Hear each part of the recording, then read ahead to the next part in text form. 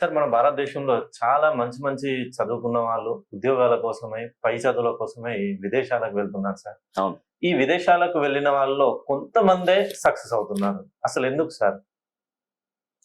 విదేశాలకు ఒకప్పుడు ఎట్లా అంటే ధనవంతులు మాత్రమే వెళ్ళిపోయారు విదేశాలకు. ఎందుకంటే వాళ్ళ తల్లిదండ్రులు పెద్ద పెద్ద కోటీశ్వరులు, కోటాను కోట్లు సంపాదించిన వాళ్ళు మాత్రమే విదేశాలలో చదువుకోవడానికి, ఆడ ఉద్యోగం చేయడానికి వెళ్ళేవారు.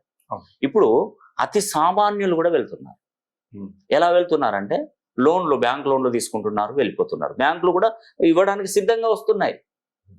అయితే యాక్చువల్గా నేను ఒక పాయింట్ చెప్తానండి, ఎవరు ఈ వీడియోని చివరి వరకు చూడండి. ఏదో ఏదో చెప్తున్నారు కానీ దాన్ని కట్ చేయకండి. ముఖ్యంగా విదేశాలలో చదువుకున్నటువంటి వారు, విదేశాలకు వెళ్ళాలనుకున్నటువంటి వారికి నేను విషయం చెప్తున్నాను. ఇప్పుడు నేను ఒక విషయం మిమ్మల్ని అడుగుతాను. మీరు విదేశాలకు వెళ్తారు అనుకోండి ఉదాహరణకి.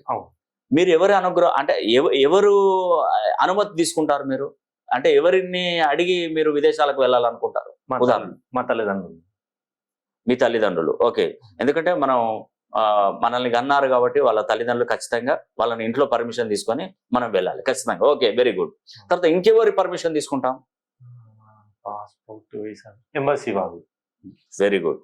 ఎంబసీ వాళ్ళది. అంటే వాస్తవానికి ఏంటంటే మనం ముందుగా మన తల్లిదండ్రులు తీసుకున్నాం, తర్వాత నెక్స్ట్ ఎంబసీ వాళ్ళది కూడా తీసుకున్నాం. ఇంకెవరిది తీసుకోవాలి చెప్పండి? ఇంకేమున్నా సార్, వీళ్ళు వాళ్ళు అంతే కదా, ఇంకా ఉన్నారా? రైట్. అయితే నేను ఒకటే విషయం చెప్తున్నాను. మనం తల్లిదండ్రుల పర్మిషన్ తీసుకోవాలి, తర్వాత ఎంబసీ పర్మిషన్ ఇస్తేనే మనం వెళ్తాం. కానీ ఇక్కడ ఈ భూలోకాన్ని, ముల్లోకాలను పాలిస్తున్నటువంటి పరమేశ్వరుని అనుగ్రహం కూడా తీసుకోవాలి ఖచ్చితంగా. పరమేశ్వరుడి అనుగ్రహం తీసుకున్న తర్వాత ఈ యొక్క న్యాయాన్ని, ధర్మాన్ని నలుదిక్కులా రక్షించేటువంటి శని అనుగ్రహం ఖచ్చితంగా తీసుకోవాలి. ఇద్దరు అనుగ్రహం ఉండాలి. పరమేశ్వరుడు ఇస్తాడు ఖచ్చితంగా, కానీ శనీశ్వరుడు ఏమంటాడు తెలుసా? నువ్వు నీ దేశంలో పుట్టావు, నీ గడ్డ మీద నీ తెలుగు రాష్ట్రంలో నువ్వు పుట్టావు, నువ్వు ఇక్కడే ఉద్యోగం చేయాలి, ఇక్కడే వ్యాపారం చేయాలి, ఇక్కడే చదువుకోవాలి, ఇక్కడే ప్రయోజకుడి కావాలి, 10 మందికి ఉపాధి కల్పించాలి. శనీశ్వరుడు అంటాడు.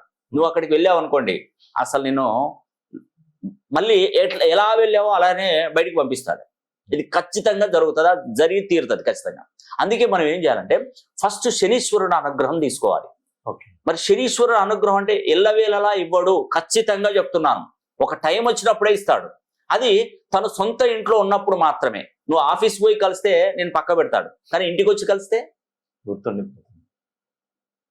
ఉంటుందండి, ఆలోచన ఉంటుంది. ఇంటికి వచ్చి కలిస్తే ఖచ్చితంగా నీకు శని అనుగ్రహం ఇస్తాడు. అది రాసి పెట్టుకోండి. అందుకే నేను చెప్తున్నాను, ఈ నెల 9వ తారీఖు, ఆగస్టు 9వ తారీఖున శని హోమం జరిపిస్తున్నాను. ఖచ్చితంగా